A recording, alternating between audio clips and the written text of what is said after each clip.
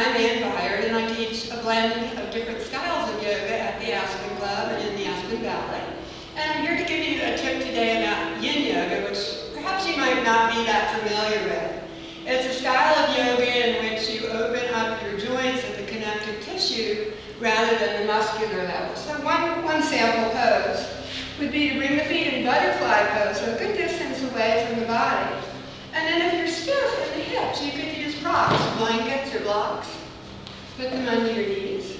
You come into the pose by doing a contrasting move. So you come out, you bring your muscles to the bone, and then you take a nice big sigh, and you would exhale and literally let yourself just drape over the bone. So you let the skin, the muscles, the bones release forward. Then you would stay in the pose, breathing and focusing for up to 3 minutes, or perhaps even a little longer, because it takes a while for those connective tissues, the fascia, to open, much slower than muscles. And another example might be shoelace pose, a nice knee and hip opener.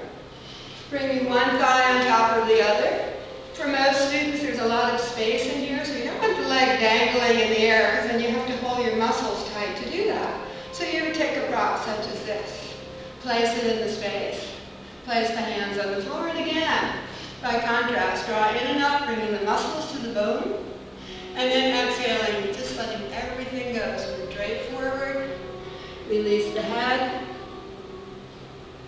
and spend your 3 minutes breathing. So those are the 2 yin tips for the day, and I would suggest you do your yin poses before you warm up, because you don't want the muscles to get involved. They're very young in that sense. So doing this when you're cool at the joints is probably more appropriate. Thank you. Namaste.